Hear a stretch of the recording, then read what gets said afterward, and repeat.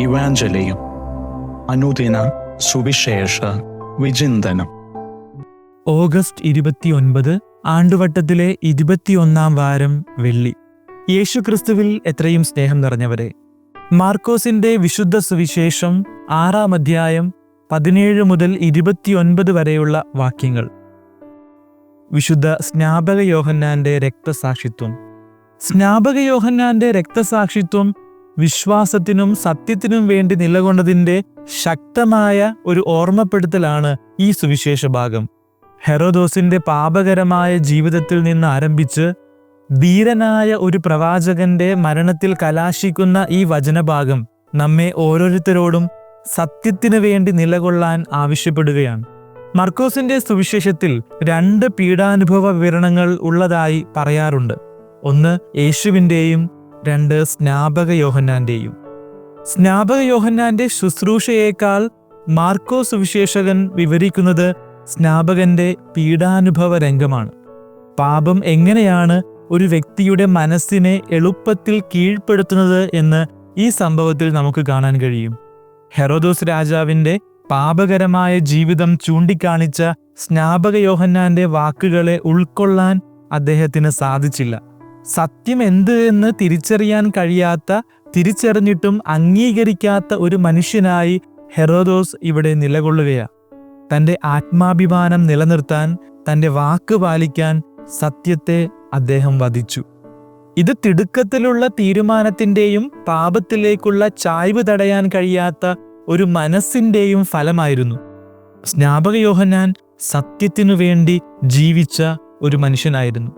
തൻ്റെ ജീവൻ പോലും നഷ്ടമാകും എന്ന അവസ്ഥയിൽ പോലും ധൈര്യപൂർവം സത്യം വിളിച്ചു പറയാൻ അദ്ദേഹത്തിന് ഒരു മടിയും ഉണ്ടായിരുന്നില്ല.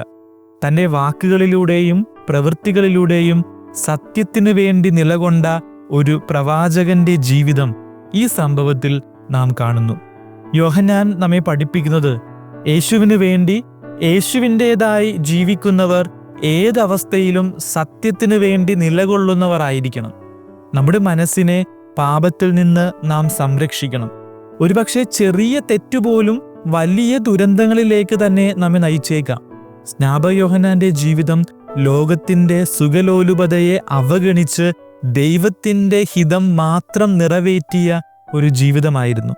യേശുവിന് വഴിയൊരുക്കാൻ വേണ്ടി അദ്ദേഹം സ്വയം താഴ്ത്തി ക്രിസ്തുവിനെ മറ്റുള്ളവർക്ക് ചൂണ്ടിക്കാണിച്ചു കൊടുത്തു. ഏലിയ പ്രവാചകനെ വേട്ടയാടിയ ജസബൽ രാജ്ഞിയുടെ തനി പകർപ്പായിട്ടാണ് ഹെറോദിയായ മാർക്കോസ് സുവിശേഷകൻ ഇവിടെ അവതരിപ്പിക്കുന്നത്. സ്നാപകന്റെ ധീരമായ മാതൃക നമ്മുടെ ജീവിതത്തിലും അനുകരിക്കേണ്ടതാണ്.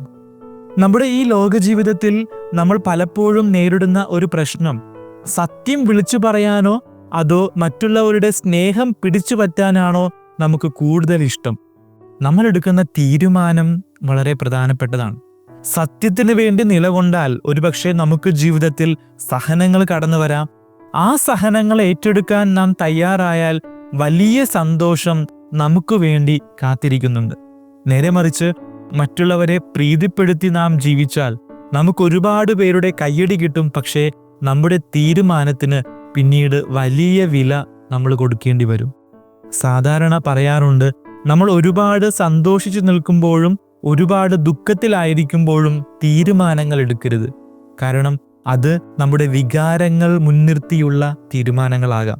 പ്രാർത്ഥിച്ച് ചിന്തിച്ച് ദൈവഹിതത്തിനിണങ്ങിയ തീരുമാനങ്ങൾ നമ്മൾ എടുക്കുമ്പോൾ നാം സത്യത്തിനു വേണ്ടി നിലകൊള്ളുന്നവരായി മാറും.